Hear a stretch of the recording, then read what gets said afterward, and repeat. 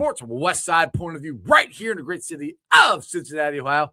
As you can tell, I'm trying to listen to the end of the Bearcat game, so you guys are going to have to keep me updated. But, as always, it comes to you live from this wonderful place down here. It's the Ice Cave. All right, shout out to my sponsors. They are Priority Lawn and Landscaping for all your lawn and landscaping needs. You need your grass cut, you need shrubbery trimmed, I don't know, you need a paper patio, you need anything. I mean anything. Landscaping requires. Think Priority Lawn and Landscaping. Also, shout out to T Properties, quality housing for quality people. Check out the website at www.tpropertiesllc.com for all your rental property management needs and your rental needs. And of course, Meyer Window, Door, and More. I got them in my house. I highly recommend you get them in yours. They're energy efficient, great looking windows, easy to clean. Meyer Window, Door, and More. The website is MeyerCincinnati.com. And also, shout out to my favorite brewery, Moorline Lager House. Get on down there, get you some delicious Moorline beer, some delicious Moorline food. And tell them I sent you. Moorline Lager House. That's right. Shout out to all my great sponsors, Meyer Window, Door, and More, Priority Lawn and Landscaping, T Properties, and the Lager House of Cincinnati. Not Meyer, or not Moorline Lager House anymore. Trust me, I'm going to get the graphics changed here soon. But we're here on a Wednesday. Like I said, the Bearcats hopefully are going to win this game. I don't know if it's going to go overtime or not. I'm not sure what's going on right now because I had to turn the radio off because I have to start the show and talk to you guys. But I do want to start with this. What the hell happened last night? Max Crosby's not a Raider anymore. All of a sudden, Trey Hendrickson is a Raven. What in the world? Some shady stuff is going on here. I've heard so many different rumors that Trey Hendrickson and his family are in the building while they're talking to Max Crosby's family was in the building while they're talking to Trey Hendrickson about signing him.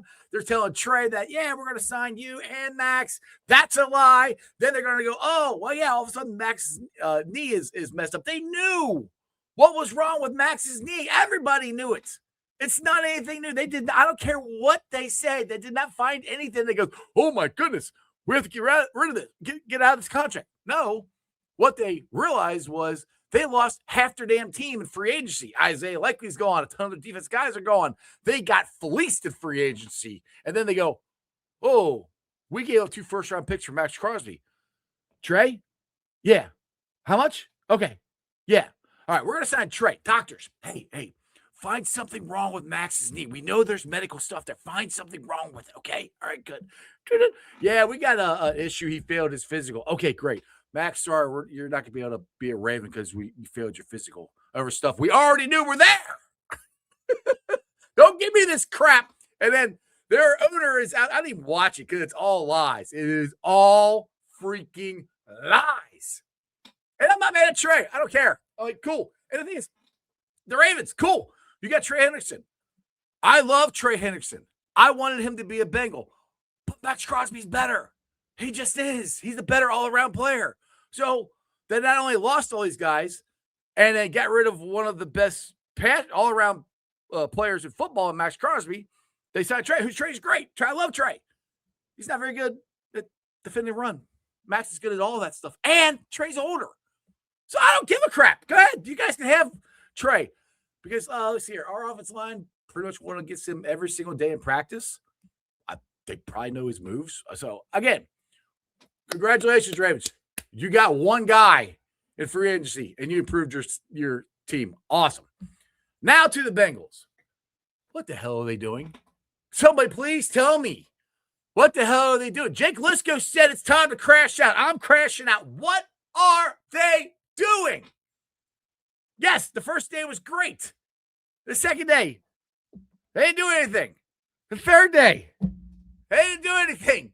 There are multiple guys that the Bengals could have signed that would not cost them a whole lot of money. A linebacker, an edge, interior defense guys, all of them. Could trade for him, signed him, didn't do it. Now, I was coping with the whole thing with Max Crosby last night. Well, maybe the Bengals might sneak in there, which would be a total Bengals move to sneak in there and try to get Max for, I don't know, I'd give him the second round pick this year and first round next year. Hell, I might give him the first round pick this year, just that for Max. But that hasn't happened, and they haven't signed anything. So I'm a little depressed. And my Bearcats seem like they're starting to lose the game because it was tied when I turned it off. I need some help. Let me go to my guys here. Now, we're going to talk some draft, which I did a whole bunch of stuff on free agency. But we have the man with the plan for all the NFL draft. He's none other than Ian Cummings.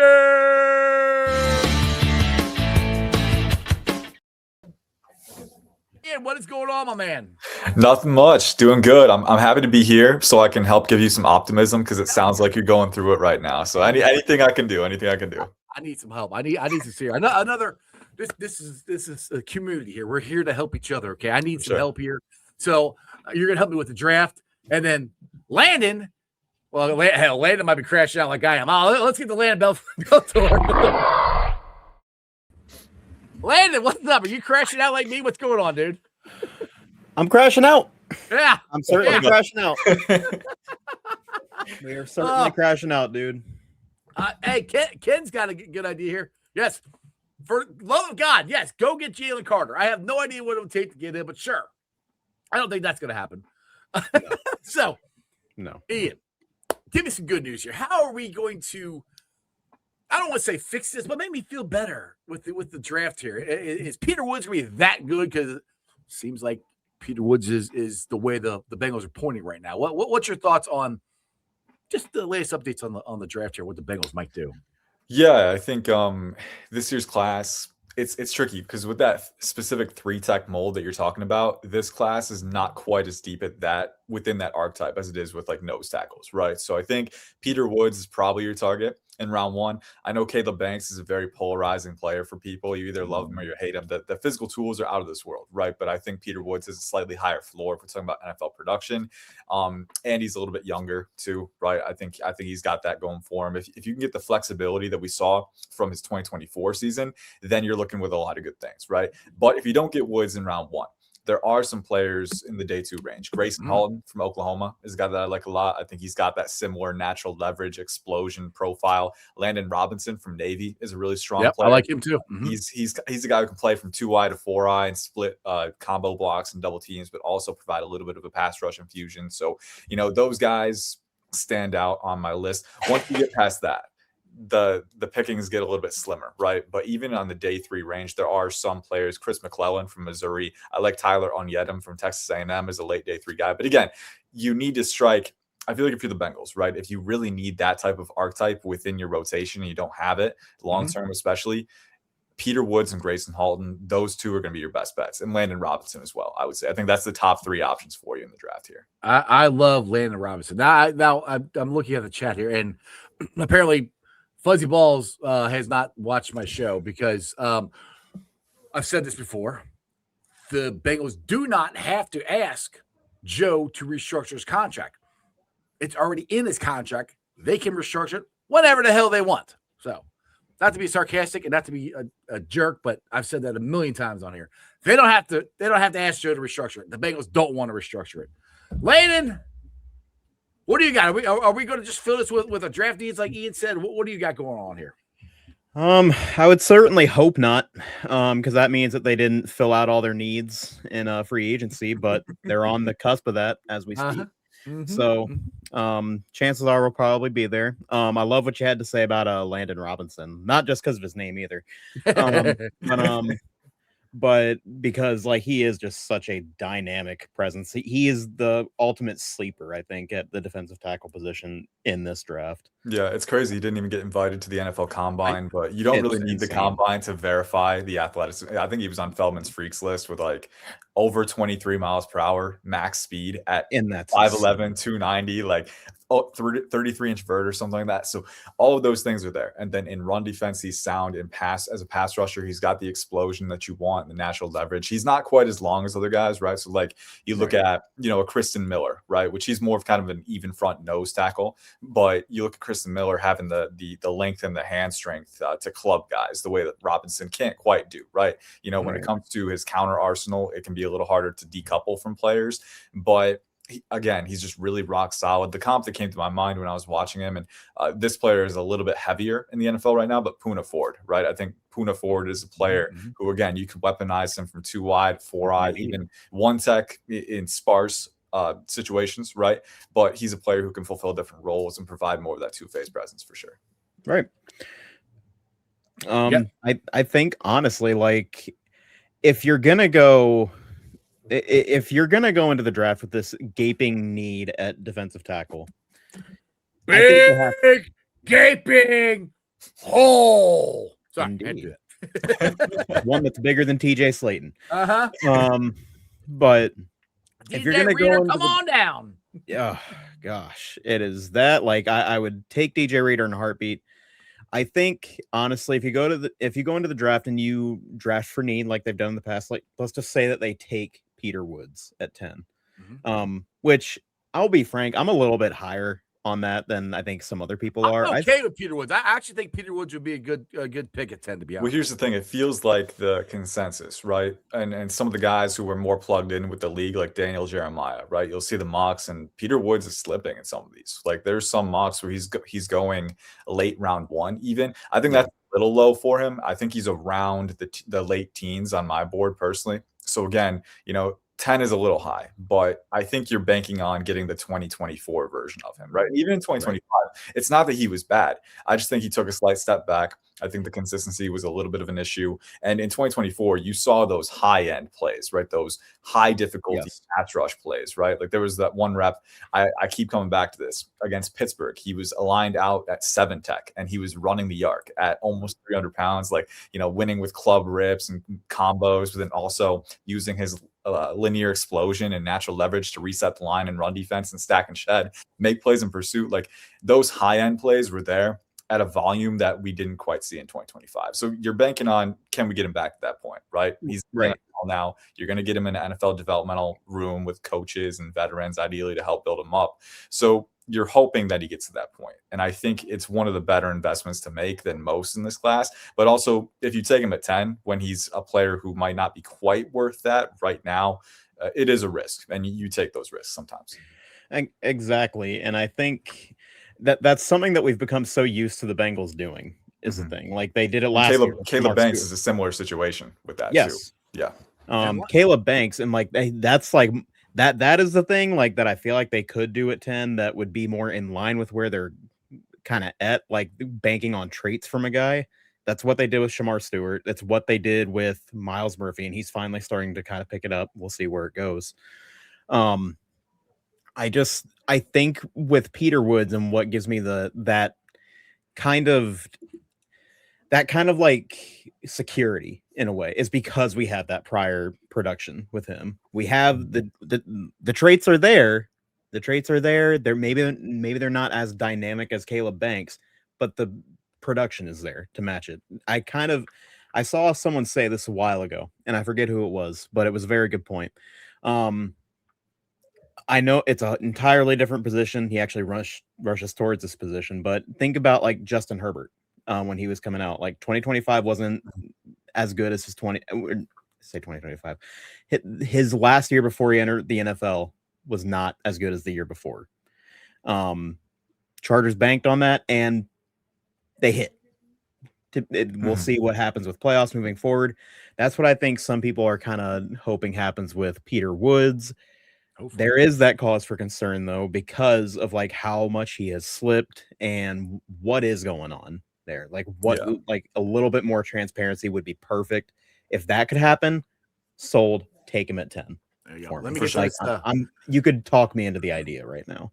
Yeah, look at this $5 super chat from Fuzzy Balls. Why are people bashing DJ Reader? No one mentioned that he was double teamed more than any other lineman in the NFL in 2025 at 50% at all snaps.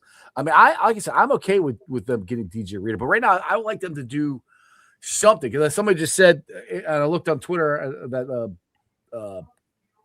who was the Miami guy? I forgot his name. Right, he's gone. That somebody signed Chubb. Hey, I don't know if this is true or not. Chubb is now gone off the board. Maybe Wagner. But the Bengals may not want to go that old. Who did he sign with? Buffalo. Ah, crap. Well, are we talking about Bradley Chubb and Bobby Wagner? Are those the names Yeah. here? Yeah. Okay, because those are different types of linebackers too. Chubb is a Yes. rush linebacker. Wagner's an off ball. But Mhm. Boye Mafe is an interesting signing. Oh, You yeah. know, I'm curious to see how they use him with Shamar Stewart and Miles Murphy. I think Boye Mafe. I was actually doing some research for another thing the other day about Mafe, and this past year obviously was one of his less productive years. But you look at the rotation that he was a part of, right? DeMarcus Lawrence, Uchenna Nwosu, Derek Hall. They had a very deep rush rotation in Seattle, and I think he's had a pass rush win percentage, a pressure percentage over 12.7 in all of the seasons, regardless of that, right? So still getting pretty consistent pressure within the limited snaps. But with the Bengals, you're wondering, given an expanded workload, how is he going to deal with that? Because he's not quite the size specimen that Murphy and Stewart are. So you're likely going to want him to rush and weaponize him more from wider alignments if you can more often. But that could be a really scary rotation if they figure out how to use them right. Right. So I'm 100%. assuming the Bearcats lost, because hopefully somebody can tell me that, because Crip says Wes Miller has to go.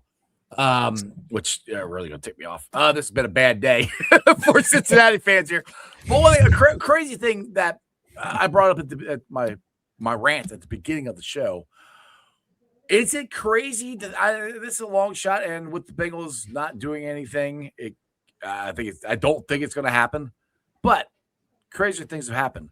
Max Crosby failed a physical, whether we believe him or not. He failed a physical.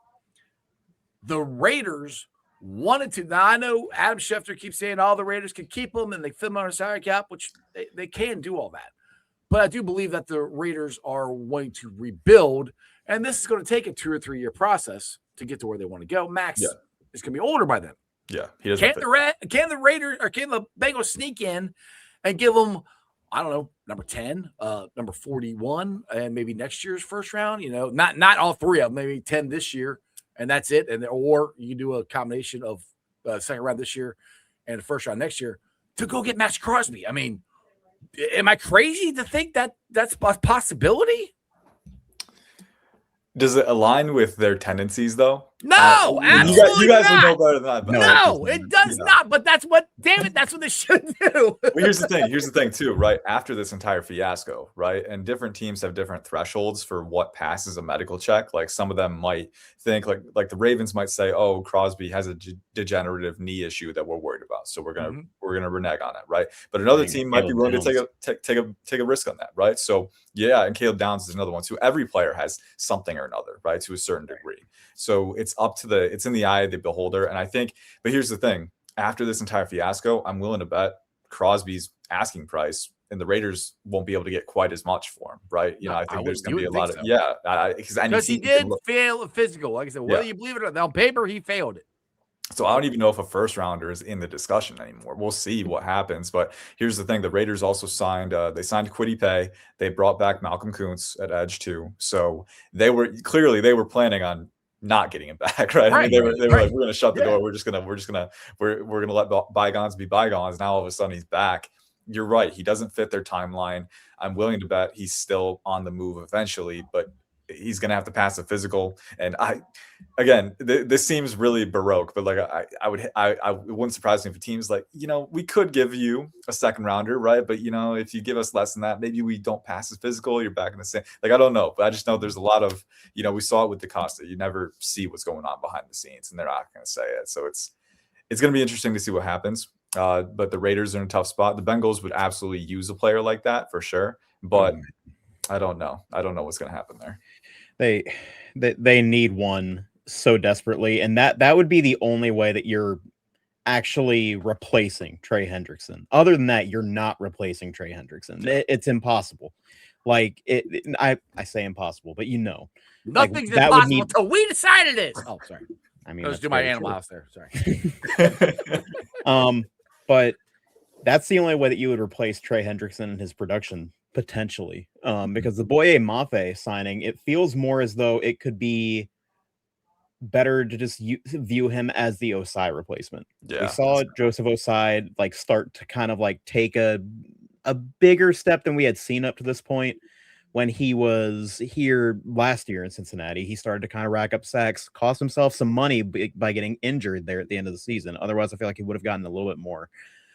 Still cashed out, still got a pretty good deal with the Jets. Mafe, I think, has a lot more potential to be great. I think we saw that in 2023, and we saw the scheme shift happen in Seattle with Mike Macdonald, and that's not an indictment on Mike Macdonald, Boye Mafe. That is just a great coach and a good player. Sometimes it just doesn't connect, and that's why they were willing to trade him to Kansas City, but they decided to pull the plug at the very last second. Fast forward to now, I think that you're going to start to see Boye Mafe, because he has a lot of the similar production stats, save for the double-digit sacks, to Trey Hendrickson when he was signing in Cincinnati. Mm-hmm. I think counting on him to become Trey Hendrickson again, I don't believe that can be your plan. I don't like it. I think it is foolish to think that. I think it should be viewed as more of an Osai replacement. Get someone else who can come in and provide pressure instantly alongside him. Maybe give the same type of pressure that he can give. See if one of those two guys develops into your Trey Hendrickson of the future. And if not, there's my cat. Let's ask the cat what they think about the Bengals free agency. Yeah, what's he would just tell you the same thing I would. He's been doing the same thing the Bengals have been doing. They've been going to sleep. But God, I lost my whole train of thought. Yeah, I'll go to comments here then. Go ahead. Edward, Ian, they want to know, Ian, do you think Woods is worth 10? Let me see where he's at on my board. Yeah, so he's late teens, early 20s on my board right now. So I think 10 is a little high. But again, it prefaces with, I think you have to vet the mental aspect of it, right? And I think we can look at the Clemson defense as a whole, because we know Clemson took a step down. I mean, this was a team that had championship aspirations in the preseason. People were talking about them that way. And then to have such a letdown early in the season, I can understand if there's a little bit of a buy-in issue, right, for some people. But for some people, I think Woods wasn't impacted by it as much as other players like TJ Parker. I think TJ Parker, you saw the consistency with effort really take hold, especially in the early to mid stretch of the season. Woods was one of the more consistent. Even he had some lapses in energy at times, but I think the bigger issue for me from Woods' 2025 tape, we know that he beefed up a little bit in preparation for the season. He was a little bit lighter in 2024, and I didn't see the same hip flexibility or ankle flexion that I saw, decoupling and prying past blocks.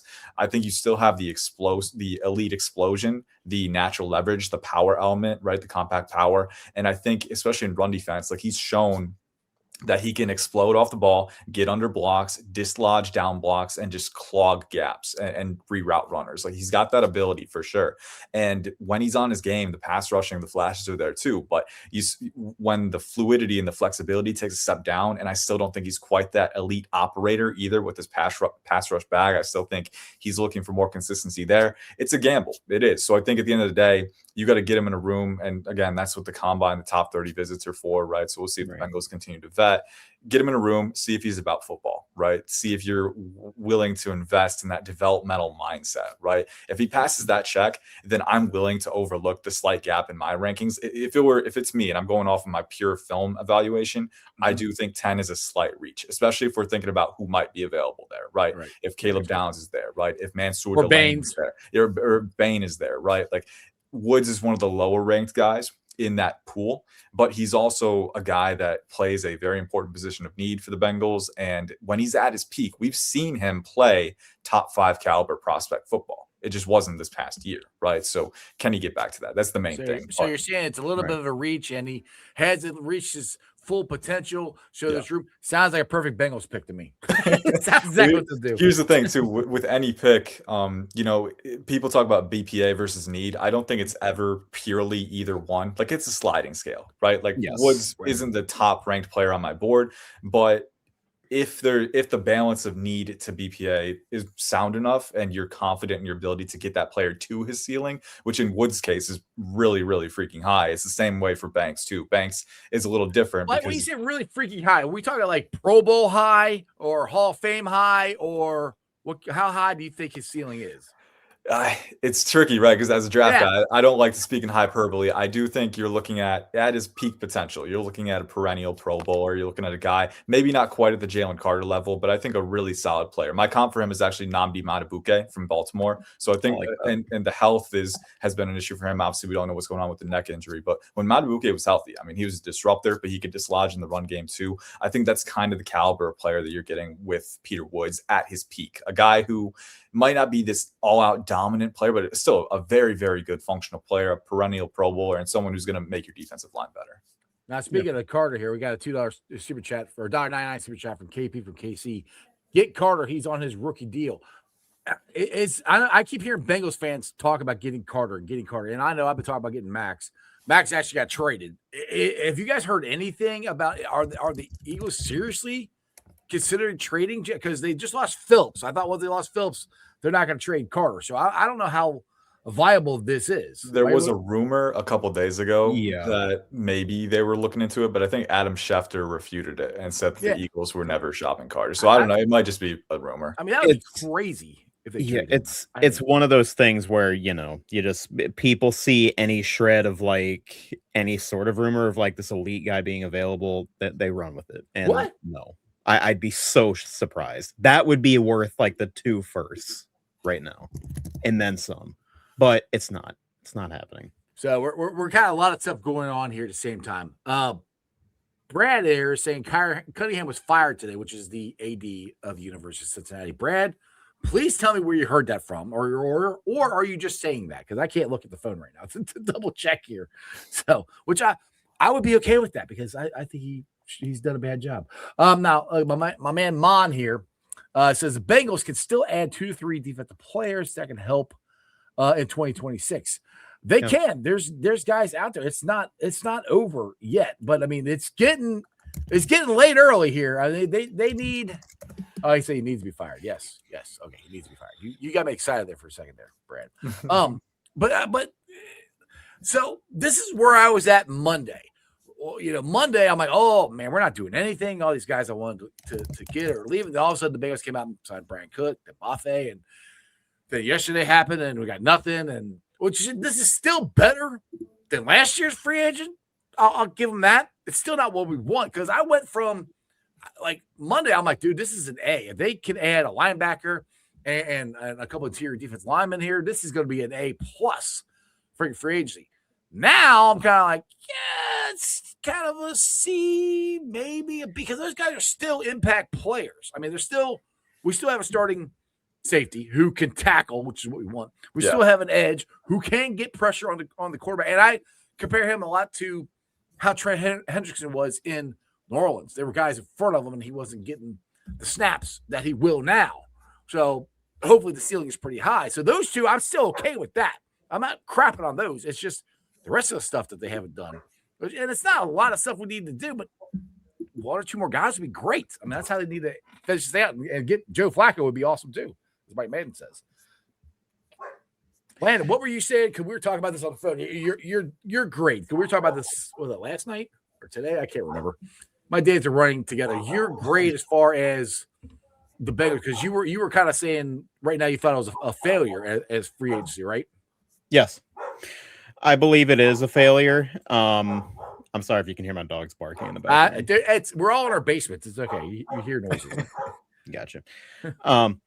But I think it definitely is a failure so far. Like I think it is if they don't add anybody else like of name.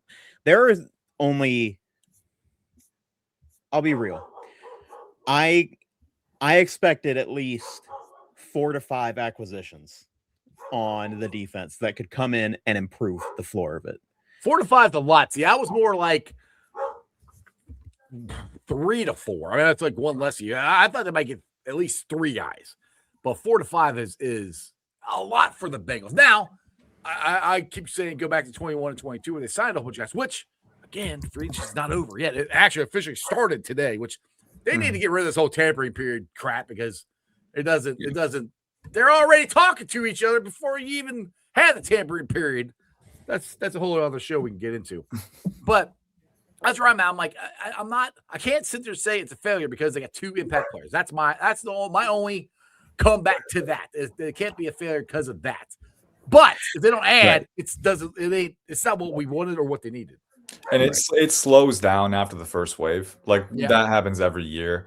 So I do think there will be potential buy low players that you can capitalize on. Like Dre Greenlaw just got released by the Broncos, right? And obviously you want to vet his health. He tore his Achilles, I think, a year and a half ago, right? He came back for half of the 2025 season. But like players like that, like trying to get for the Bengals, I hate to say the word bargain bin deal because like this team needs to be more aggressive finding solutions, I would argue, right? But at the same time, you know, you got to be savvy too. You know, I think, and looking at Bobby Wagner, like here's a guy who's I would love to get him. Clearly, I'm like lukewarm on that because like if you can get him back to what he was 2 to 3 years ago, great. But I think he definitely lost a step this past year with Washington. So you worry that downward trajectory is going to continue to go, and then you're stuck with, you know, again the middle field dysfunction that you had last year too. Yeah, I'm with Bengal Jay here. We've been having fun on Twitter. He said, "Ooh, man, Ravens are dirty," which they are dirty. I'm saying first and a third for a second return for Max. Let's get Max his revenge second year. That's the other thing. It's like just hear me out. And I know this is a pipe dream. This is my pipe dream, but just the story of Trey Hendrickson coming back to Cincinnati, prime time, probably Thursday night. Hopefully it'll actually be in Cincinnati and not in freaking Baltimore. Coming back to Cincinnati, and all of a sudden we got Max Crosby, who got scorned by the Ravens. So he's going to come there and he's going to try to show them that his knee's fine, and he'll go down there and touch his toes in front of them all after he sacks Lamar Jackson. Trey Hendrickson will try to point to the sky after he sacks Joe Burrow or whatever. The story writes itself. It would be awesome. I'm like, for that alone, the NFL should make the Bengals trade for Max Crosby. They'd have a TV show right there. It'd be great. I mean, it would be. I for as much as I want it to happen, it's just I don't think it's realistic. It's one of those things. I don't really either. I'm having fun on Twitter with it, but it makes sense though. Well, it would be so fun because, like, you know, everyone would be comparing them every single time they hit the field. Moment. Yeah, it would be insane. Such heat between both of those edge rushers on the opposing team. But the thing is, no matter what the Ratbirds do, their offseason has sucked. I mean, we can be upset with what the Bengals haven't done. The Raiders haven't done anything other than they signed Trey Hendrickson. Other than that, they did do one other thing I liked today. I believe they brought in Jalen Hawkins, safety from the Patriots, who's a really good player. They also did re-sign Chidobe Awuzie, who had a decent season for them. But they lost their as depth all-world center, and they lost their best offensive weapon in Isaiah Likely. Who the hell is when Lamar can throw the ball? When he's accurate, who's he going to throw the ball to? Their best guy, their best weapon is gone. They got Zay, they got Rashad Bateman, who didn't really do much this past year. They definitely need more in the receiving core and a new tight end too as well. I think they lost Kolar too, their blocking tight end, I believe. Yeah. So they lost a lot of people. So that's where I'm like, good, man. Ian, do you think they could be like a spot for Jordan Tyson, Kenyon Sadiq? I do, yeah. Especially now that they've got the 14th pick back, I think 14 is actually a pretty good spot for both of those guys. I think Kenyon Sadiq, you look at what they like, and I know Jesse Minter coming in, there's going to be some new schematics now that Todd Monken is in Cleveland, but I think Sadiq generally fits what they would like, being able to, you know, I think he needs to improve a little bit of his technique in line, but I mean, he definitely has the leverage for it, the compact mass and the explosion. He can block on the move too. So the versatility in the run game helps, and then he's got the speed to go up seams and stuff like that. So I do think that'd be a good spot. And then Jordan Tyson, if the medicals check out, that'd be a great spot for him too. All right, my man Fuzzy Balls here. I missed your $5 super chat before. Sorry, the chat is blowing up, but I appreciate it here. So what about Jacob Rodriguez, Texas Tech linebacker in the second round, and Antonio Williams, Clemson wide receiver in the third round? Real sleeper. I like Jacob Rodriguez. I like his story. His wife's a badass. I mean, and love Jacob Rodriguez. Yeah, he's the kind of guy you want on your team. I don't know if I'd take him in the second. I might be more like third. I don't. Ian, you're the draft guy. What do you got? I would take him second. He You is would? Okay. actually a All right. top 50 player for me. Where is he on my board? I believe. Let me sort by linebacker. I have my big board pulled up all the time because I'm always looking at it. He is okay. He's just inside the top 50 for me right now. So I think that would be a great spot for him in round two. I on finalizations, he could rise a little bit more for me. Honestly, the biggest thing is the size, but he has everything that you would want for a guy who's average size, right? The instincts are elite. The athleticism it pops off the film, and the testing validated it. He's super fluid and twitchy in coverage. He's rangy sideline to sideline, and I think he does a pretty good job playing and dictating with physicality despite his size. I do think the shorter arms impact his ability to get off blocks at times and secure tackles, but even with that, you're looking at a guy that's always around the ball. I mean, how many awards did he win this past year? It was like Damn the near all of Nagurski, them. the Yeah. Lombardi, like all of the ones that he could win. And that's Yeah. kind of, it's a reflection. You turn on the tape and he's just so consistent in both phases of the game. And the Senior Bowl, it was something similar, right? The Senior Bowl, I think the biggest thing that people were thinking about, the biggest question that people had was the athleticism, mainly because of his size, right? When he's undersized, you don't want him to be a below average athlete because that's a double negative, right?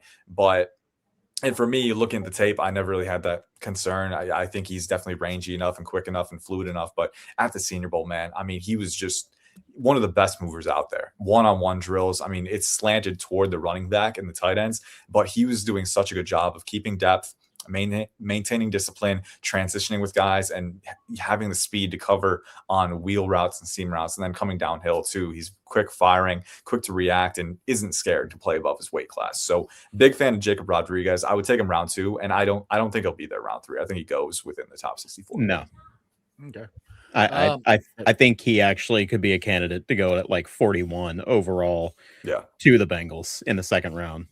Hey, I'm like I said, I like him, and if you guys got him drafted, you guys know more about.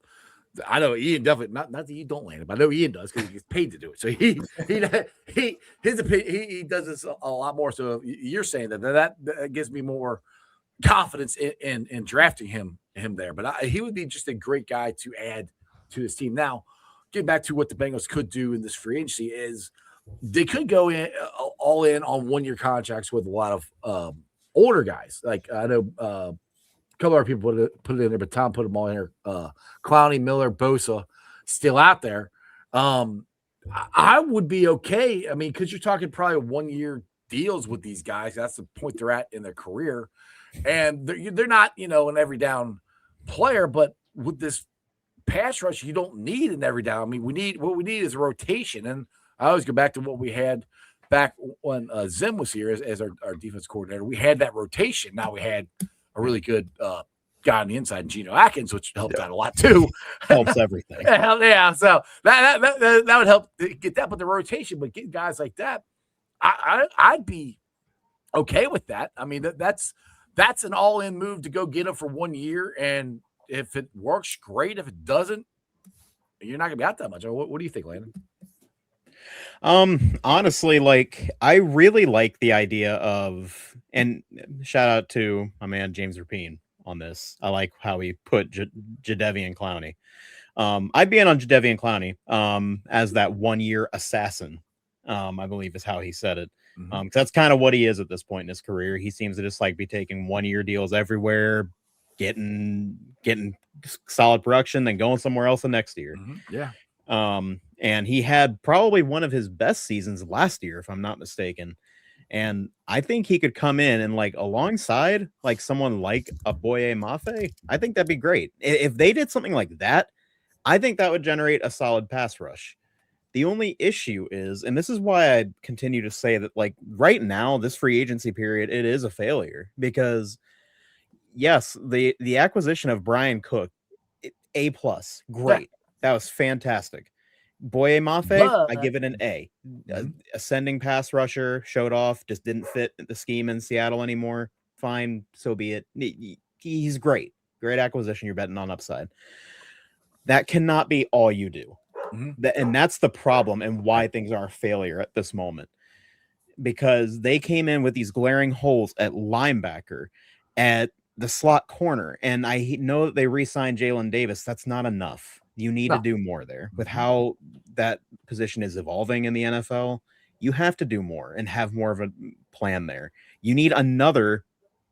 You need another edge. I think I already said that. I can't remember if I did, but you have this again, the gaping hole on the inside. And we just talked about Geno Atkins and what all he did. They've not had anything on the interior since DJ Reader was in town and provided some upside as a pass rusher, but was an elite run stuffer. And I still think the more thing was Larry O too. Larry O was, people forget about him in that Super Bowl. He was a big push up the middle too. Well, I think what helped Larry O kind of hit that stride was having someone to like DJ Reader next to him. Exactly. And you got TJ Slayton and Shamar Stewart could be that guy. I'm not saying kick him in there all the time, but Shamar Stewart could kick inside enough to do that, especially on third down. So that could be the move. But to do that, you need to add more pass rush so you don't have to have him on the outside the whole time. So, that's what they might be doing. I don't know what they're doing right now. Right. And I agree, T. Bergen, it's not over yet. I'm not saying it's over. It's just frustrating watching all these guys go off the board that they could have had pretty easily. That's where we get frustrated with this whole thing. Right. And right now I just put it at a D+. Hopefully they can raise it. I put the whole class at a D+ right now. Like guys who could raise that for me are guys like Bobby Wagner come in, like maybe raise it. I know he's not like the style of linebacker they need, but they need somebody with experience for those young guys. In that room. Bar none, they need a veteran in that room to help. What are your stances on Demetrius Knight and Barrett Carter after their first year? Because you guys have a better perspective of it than I do, watching the games week in and week out. What were the returns? They're actually high on Demetrius Knight. Yeah, they got better as the season progressed because, they got thrown in. They're rookies. They got thrown in right off the bat. So you're going to have your ups and downs, a lot of downs. Right. But they did get better. But that's where I go to. I think there's something there. I do think there's something there. But that's where I go to having that veteran to, hey, look here, young blood. When this happens, let's do this. But, and that's where I'm like, you could have I'm to the point where we get a, which is where I was when I started this whole thing, started free agency, is get a veteran linebacker who could start, but maybe those guys beat him out. It's up for grabs, but you could still play him in there. And competition is always a good thing. Right. That's where I was at the beginning of free agency, where I thought the Bengals might be at. But what do you got like in the gut? That's what I think I'm kind of like, I may be higher on Demetrius Knight than most. Like, I think he actually, I look at the Miami game, the game he had against the Dolphins, and there were lowlights still in there, but he started to kind of show up. He started to kind of show up in a better way. It seemed like he was figuring out the system more. I do not want him rushing the passer anymore at all. It tackles like this. Oh, that was just that's not his strong suit. He tackles too high. But I think you started to see him kind of figure things out more than I would say for Barrett Carter. Barrett Carter has left so much to be desired for me.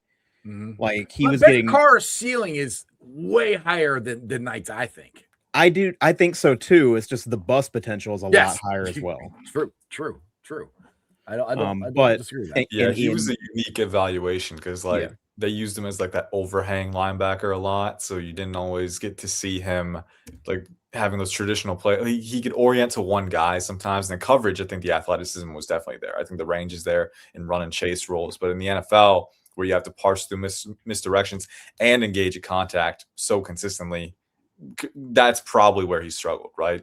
He's kind of the size getting washed out, and then things are moving a little too fast for him, I would assume too. Right. And I think it points to things not being good enough on the interior of the defensive line when things aren't good enough in the trenches and guys are just getting to that second level so easily and so quick. For sure. And for rookie linebackers, it's just a recipe for disaster. And that's another thing that can help them out. It's symbiotic. Yeah. Yeah. It's all level. That's why the 3-tech and that interior defensive line, that's why this defense has been so bad for as long as it has been. There's just not been anyone that's capable of generating pressure, taking on run defense roles as well as they could. And it's really it's been that way kind of ever since DJ Reader left. Now we got our super chat here, $4.99 from MB34012. We're lining up to draft Caleb Banks at 10 overall. And I know you mentioned stuff about Caleb Banks. Go ahead. Speak on that, would you? Ian, shut it down for me. Shut it down. Well, hey, my job is to provide both lenses. Okay, I'm gonna sit on. I sit on the fence way too much. I'm gonna do it here too. I will say we've been talking about how important the defensive tackle is for run defense. If you're going for run defense, Caleb Banks is probably going to be your last option. And I think honestly, like if you can get a guy like Kristen Miller in round 2, I love Kristen Miller. I know he's probably more of an even front nose or a 4-3, but again, I think just more than anything, the Bengals need an immovable force, right? Someone who can stand in there and keep gap discipline, and Kristen Miller has those heavy hands. But going back, and Georgia Bulldogs, there you go. But going back to Caleb Banks, right? He's a freak athlete, right? 6'6". I think he weighed in over 330 at the Senior Bowl, 35-inch arms, and the athleticism pops, man. I mean, the availability was an issue late in his career, right? And he never really got a chance to stack good games and, be consistent, especially in that final year where he missed most of the season. But going back to 2024, there are some games where here's a 6'6", 330-pound monolith who's rushing from 5-tech, right? And just all across the line, using that quickness to offset and the explosion to get up gaps and some really bright flashes of pass rush nuance too. And we saw that a little bit in the Senior Bowl as well, right? A little inconsistent with, I think, the pad level maintenance. And that's going to be one of the bigger things, the bigger issues on his tape, being 6'6", especially in run defense and in team drills at the Senior Bowl. That was a big issue too, is he wouldn't be able to acquire leverage and get his base beneath him quickly enough.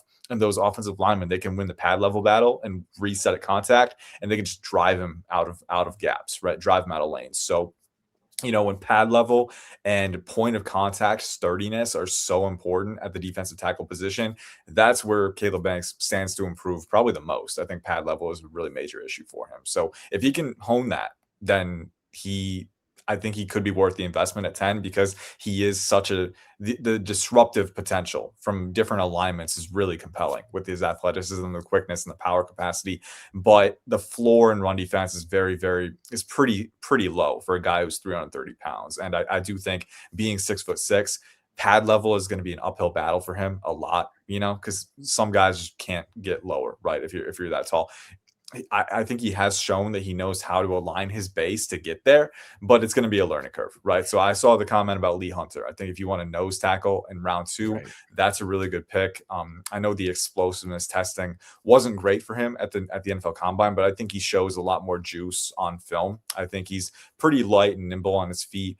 His lower body he's built weirdly. Like his lower body is super thin relative to his upper body, but again, he's a guy who can just be a tree trunk, on doubles and combos. I think he's got the length to stack and shed and decouple. And then at the same time too, like he's got the heavy hands where he can club guys off the line and make tackles behind the line of scrimmage. But one of those guys, kind of like in the same lens of a Kristen Miller, right? He can be that orbit DT who you can just put in the middle and let guys kind of orbit around him and just be disruptive. So Lee Hunter's up there. Kristen Miller, again, probably one of the top guys on my list as well. But if you're going for Caleb Banks, you got to understand there's going to be an uphill battle with the pad level. And I do think it's a risk. It's arguably just as big of a risk as Peter Woods that we were talking about earlier, and maybe even bigger, because I think Peter Woods at least has that natural leverage going for him with the pad level battle. With Caleb Banks, it's a struggle every rep. When he's good and when his pad level is sound, he can be dominant. But again, especially against NFL guys who know how to attune that, it's gonna be a struggle. It's gonna be something that he's gonna have to work to correct. Now, to kind of connect this a little bit, I know that there's been a little bit of speculation about the Bengals maybe trading for Digizua. I don't think that'll happen either, but just to connect the dots. I don't think anything's going to happen. To connect the dots from where you're talking about with Caleb Banks to that, I've kind of thought about Caleb Banks in the past as kind of like that Osa Digizua. Digizua good against the pass, not stellar against the run. Would you kind of put him in that same mold? Yeah, and I think Digizua he's like 6'2", 6'3", I believe, right? Yeah, so I think there is a different there's a different, but no, I think archetypally you're on the right track for sure. I think you're definitely, we've been talking about how important run defenses, especially for those young linebackers needing to keep things clean so they can play fast and confident. I don't think Caleb Banks accomplishes that for you on day one, like a Kristen Miller does or a Lee Hunter does, right? Or a Caden McDonald from Ohio State. I think he's probably going to go in the void between the Bengals 2 picks, but if they did find themselves in a position to get him, he'd be a good one too. But there's a trade-off, right? There's always a trade-off. You got to decide what you want more. But I think run defense, especially when you have so many guys like Ice, you mentioned earlier, Shamar Stewart. You can move him around a little bit, right? And NASCAR packages on third down. You could have him right over the guard, right? A 3-tech or 2-eye, but rushing from depth where you can use that hyper elite explosion of power.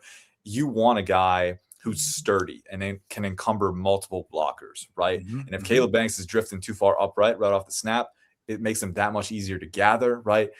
So different things working against him. I think it's a trade-off. I think it's a big risk. Would I do it at number 10 overall? Again, kind of the same conversation with Woods and Banks. I would be a little apprehensive for either one at 10. I think your best case is if you're going to get one of them, maybe trade down a little bit.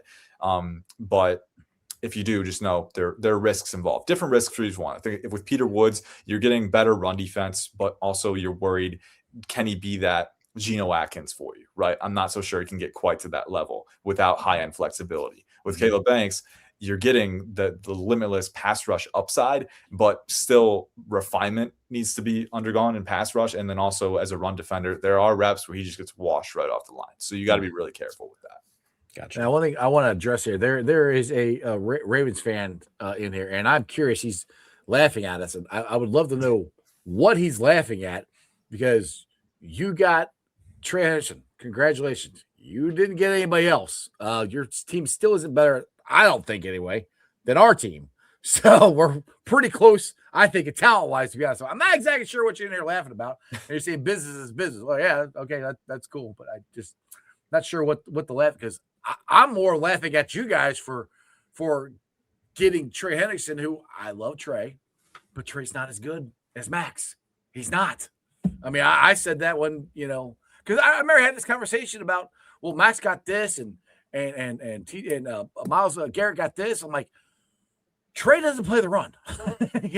Trey, I said this on the show. I'm like, that's where I'm like, I don't know if Trey's going to get what he wants. Now it's kind of worked out for him, but that's because the Ravens totally screwed the Raiders. That's the only reason this has worked out for Trey. So, again, congratulations. You got Trey. I'm not scared of him. Anyway. I love it. I mean, and just Ravens fans, great. You take your victory lap, I guess. Yeah. But I look at like where the Bengals are currently right now with the edge rusher room. And yes, Boye Mafe, again, we've talked about it. Great addition. We'll see what can happen there. That second edge rusher spot, the guy that you're hoping can kind of develop into a force multiplier, was the word that was used constantly by Duke Tobin, everyone at the combine. They have a t-shirt, force multiplier. Ruben Bain in the draft. I'm all in. I don't care about the arm length concerns. I know that they're there. I understand that, he's a lot of people are concerned about it. Why? We've seen a lot of guys like with short arms fall in the draft a lot. But the way he wins with just his motor, his physicality, he doesn't need long arms, it seems, a lot of the time. I just wanted to get your thoughts on that. Like his stock. Yeah, Ruben Bain. It's tricky because we know teams have strict thresholds. Some of them do at arm length anyway. So under 31, always a concern, but he is my 10th overall player. Exactly. So if we're talking about value at 10th overall, Ruben Bain's kind of hitting the nail on the head. Now, there's a reason that he's not higher, right? Obviously, the arm length, I factor in the percentiles, right, for the size score. So that has to factor in. But also, I think athletically, he's a really unique type of player. I think he has this bounding explosion. He's not the most agile or fleet-footed, but again, he can cover a lot of ground working upfield to the apex. He can generate angle advantages really quickly with that explosion. And then the way he wins, you mentioned it, the ability to size up at the contact point. He's super well leveraged every time. Almost every time he's going to win the pad level battle. Tackle's going to be grasping above his shoulders, and he's got the ability to play low and stay rooted with that compact mass. And then his ability to, I think the best way that he counteracts his lacking length is by weaponizing his hips and his body weight with rotational torque at contact. I think he's so good at getting inside the tackle's chest, either with power or with hump moves or, with clubs and chops. And, he's so good at weaponizing that natural leverage and that body weight, and then also having the finishing flexibility. I think he's a little stiff in the hips sometimes, but he's got the torso flexibility where he can pry through and get to the QB or pry through gaps and make plays. And then you mentioned it, the motor is unyielding. And I mean, you hear him talk. I know he was speaking at the combine. He's like, I care only about football, just all day, every day. And you guys can say that and not mean it, but I think you can tell with Bane, the way he plays the game. I mean, he means it. It was written. It was written, right? It was written. So this guy, I think if you're looking at football character and the way they win, obviously the arm length threshold is going to be something that you're going to have to consider. But and especially for the Bengals, I think Trey Hendrickson was a really interesting mold because I don't believe he has high end proportional length, right? He's kind of a unique build where he's a little bit taller but a little bit shorter arms. So if you can get past that, and I'm always a proponent of the thresholds are important to know, but you got to see if they can counteract it. And I think in Bane's case, he does. I think for the Bengals, if they're going for this philosophy of alignment versatility as well, with Bane, you can play him at the strong side 5-tech. You can play him from depth where he has a runway to accelerate and generate power, or you can slide him to 3-tech or 4-eye on occasion, right? I would not want him doing that consistently, because I think he operates better with a runway, but I do think on a situational basis, right? Or if, again, we go back to the NASCAR packages on third down, just move these guys around, create some chaos, and make sure that the offense doesn't quite know what they can expect. I think Bane plays into that really well. I think he's the proper value at 10th overall. So it, again, depends on who's there, but I think he's one of the prime candidates. See, right. and I love it. And also we have breaking news. Oh, we do? We were just talking about Osa Odighizuwa. Well, Cowboys are trading Osa Odighizuwa to the 49ers. Oh, so there you go. There we go. I thought it was for the Bengals. Like, dang on it. Yeah. Now I'll get to this. Matt here said, can you explain how we had a better picture than the Ravens? We got a better quarterback. We got a better 2 wide receivers. We got a better tight end than you guys do now. Our running back is you guys better on running back. Your defense is there's a lot of ways I could say we're better, or at least the same. I'll put it that way. I don't think it's the Ravens and the Bengals. It's more like the Ravens and the Bengals. I mean, they're not, like I said, what we split with you guys last year. So I mean, it's not these people are jumping on here like, oh, the Ravens are going to win the Super Bowl. It's just as stupid as when the Steelers fans are going, oh, we're going to win the Super Bowl. We got Aaron Rodgers. Nope, you did exactly what I said you're going to do is go in the first round and lose. I said you can go back when they signed Aaron Rodgers and find it on my show. I have no idea what show it was, but I did say that. So, the Ravens, I don't think have gotten themselves any better. I actually think they've gotten worse, to be honest. I mean, or they're at least the same. They haven't improved much. Their pass rush might be better, but that's really it. I mean, I don't know. I will say I do wish that we had Derek Harmon from the Steelers. That guy's that guy. Oh, Derek Henry. Derek Henry, you mean? Derek Harmon from the Steelers. Oh, defensive tackle. Oh, defensive tackle. Yes. I would like him. Yes, he pivoted to the Steelers. He caught you off guard. Yes. Derek Henry, while I would love it, yeah, sure, cool. I want defensive tackle. I'm tired of talking about defense.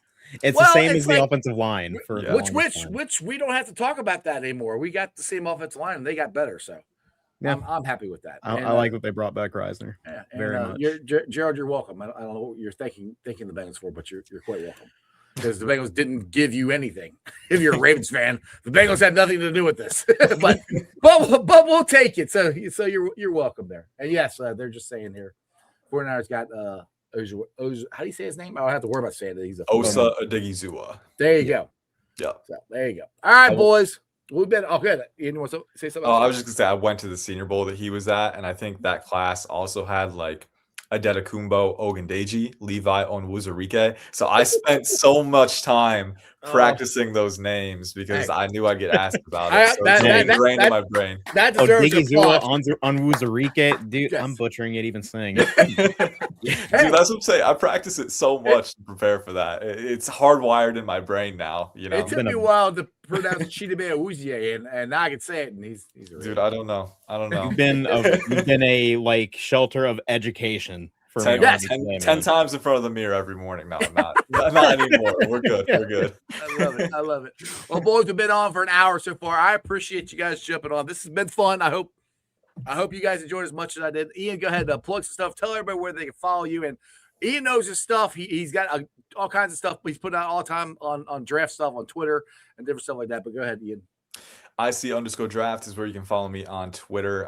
I'm Look, you got a $2 super chat for the pronunciation. That's even better. Hey, let's go. Thank you. I appreciate it. I appreciate it. It's the payoff it feels good, man. I a lot of practice went into that, but yeah, IC_draft on Twitter. I've been posting clips. I need to post more. I'll be posting more often as we get closer to the draft. But any draft questions you have, feel free to tag me and ask, and I'll be responsive. At PFSN, so Pro Football and Sports Network, PFSN. For those of you who don't know, I help curate the mock draft simulator there. So I update the rankings. I help with the team needs updates. We're getting more and more reports in there as well, like player write-ups, so you can have an informed kind of experience as you're going through exploring different outcomes. And then we have an NFL draft hub that we're also working on, and we have composite and subtrait grades that are in there, and those are my grades. So I watch the film. I have a subtrait framework where I grade each player by, I try and go microscopic with it. So it's our first cycle doing it. It's been a lot of fun, but also open to feedback on how we can improve it. So check those out. Let me know, and just happy drafting. We're getting closer. Exactly. I love it, man. I love it. Ian, I'll get you back. I'm going to get you back on yes, here sir. again. And yes, sir. We'll actually talk a little more draft, but we have free agent stuff going on that we had to discuss. So I appreciate